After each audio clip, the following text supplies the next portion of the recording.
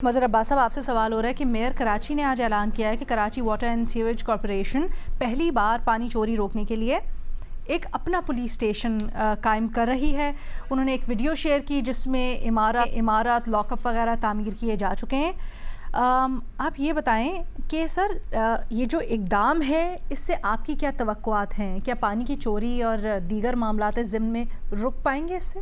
बहुत मुश्किल है। उसकी वजह यह है कि अगर ख़ुद वाटर बोर्ड के लाइनमैन वगैरह इस सारे में इन्वॉल्व हैं, एक तो पहली चीज़ ये कि एक पुलिस स्टेशन क्या करेगा। दूसरी बात, जनरली हमारे यहाँ यही रवैया रहा है। मुझे नहीं लगता कि इससे, I wish him all the best, लेकिन मुझे नहीं लगता कि इससे पानी की चोरी रुकेगी। पहली चीज़ तो ये कि पानी नहीं आता तो चोरी कहाँ से होगी?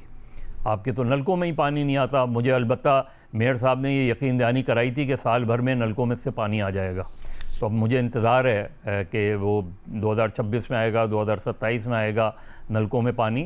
पहली चीज़ ये कि टैंकर्स के जो पूरा एक सिलसिला है, इसके बारे में आज तक कोई नहीं बता सका कि ऐसी क्या चीज़ है कि टैंकर से पानी आता है और नलकों में पानी नहीं आता।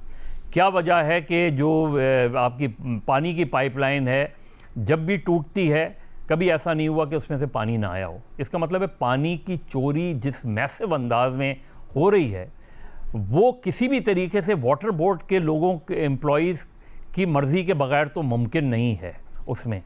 तो क्या वाटर बोर्ड के एम्प्लॉइज़ के ख़िलाफ़ इस तरीके से मैसिव कार्रवाई हो पाएगी? और लोगों को पता होता है कि कौन लोग हैं इन्वॉल्व। तो देखते हैं इसका रिज़ल्ट क्या होता है, अगले 3 महीने में क्या रिज़ल्ट आता है इसका। और एक इक़दाम ज़रूर वो कर रहे हैं, लेकिन मुझे इसके कोई बहुत ज़्यादा, मुझे होपफुल नहीं हूँ कि इसके बहुत ज़्यादा मुस्बत नताइज आएंगे। अगर आते हैं और इसके नतीजे में पानी की सिचुएशन बेहतर होती है तो ज़ाहिर है शहरी उनकी इस बात की को सपोर्ट करेंगे और भी कहेंगे कि इस तरह के इक़दाम किए जाएँ। ठीक है, thank you so much mayor साहब। महमल, ईरान अमेरिका मुआहदे के बाद ये तासुर उभर रहा है कि पाकिस्तान ने सिफारती मैदान में बड़ी कामयाबी हासिल की और नई दिल्ली पीछे रह गया। क्या ये महज वॉर परसेप्शन है या भारत की इलाकाई रेलेवेंस के बारे में वाकई कुछ बदल रहा है? देखिए लीना, वैसे तो ऑब्वियसली इंडिया जो है एक बहुत बड़ी मार्केट है, तो इकोनॉमिकली और बाकी चीज़ों की वजह से उसकी सिग्निफिकेंस ज़रूर है। लेकिन हमने ये देखा कि जब पिछले साल पाकिस्तान और भारत की जो जंग हुई, उसके बाद से इंडिया की जो है हमने एक रेलेवेंस और एक डिप्लोमेटिक डिक्लाइन और आइसोलेशन भी हमने देखी। और उसकी बहुत सारी वजूहत है और उसमें एक बहुत बड़ी वजह मोदी रजीम की अपनी पॉलिसीज़ हैं। क्योंकि आप अभी देख ले लीना, ये जो ईरान अमेरिका और जो इजराइल और अमेरिका की जंग जो मुसल्लत हुई थी ईरान के ऊपर, उसके अंदर इंडिया ने क्या किया, हालांकि इनके हिस्टोरिक टाइज हैं ईरान के साथ, बहुत पुराने टाइज हैं इनके ईरान के साथ, लेकिन इन्होंने क्या किया, इजराइल विजिट किया जाता है, मोदी विजिट करते हैं चंद दिन पहले इस जंग से, जहां पर उनको बताया भी जाता है कि ये होने जा रहा है और उनको बताया जाता है कि वहां पर रजीम चेंज के लिए कोशिश होगी। यानी कि आयतुल्लाह खामेनी की शहादत के बारे में, प्लान के बारे में उन्हें बताया जाता है। उसके बावजूद वो क्या करते हैं कि वो कोई इसके ऊपर स्टैंड नहीं लेते। जब वो उनकी शहादत हो जाती है तो कोई उनकी तरफ से बयान नहीं आता, तो उन्होंने एक साइड पिक की इजराइल और अमेरिका की। लेकिन एंड के ऊपर क्या हुआ कि सारी दुनिया को नजर आ गया। तो अब ये देखें ना, ये भी है कि आप इसका हमारा जो रेलेवेंस की आप बात करें, ऑलरेडी हमारी सऊदी अरेबिया से डिफेंस डील है।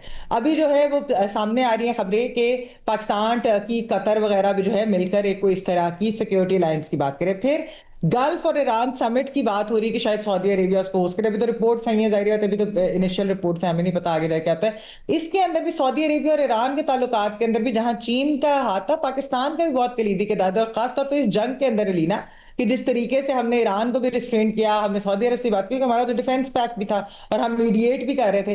तो ये सारी चीजें, तो पाकिस्तान की बिल्कुल रेलेवेंस बहुत बड़ी है और न्यू दिल्ली की कम हुई है मोदी की पॉलिसीज, क्योंकि बिगेटेड पॉलिसीज जो कि इजराइल जायनिस्ट, इजराइल के साथ अपने आप को एक हिंदुत्व इंडिया जो है वो अपने आप को एलाय करता है और वो चाहता है कि वो इसी तरीके से आगे चले। और उसका हमने देख लिया नतीजा, बांग्लादेश से भी उनके ताल्लुकात खराब है, पाकिस्तान से भी उनके ताल्लुकात खराब है, ईरान से भी अब उन्होंने जिस तरीके के ताल्लुकात सामने आ गए कि मतलब कि वो ठीक है, उस तरीके से तो खराब शायद ना होंगे लेकिन कोल्ड हो जाएंगे ना, कि ईरान को भी असलियत तो पता है कि इंडिया ने क्या किरदार अदा किया और क्या साइड पिक की। तो ये फिर ओवरऑल एक इंडिया के लिए होगा, उसके रेपरकशन जरूर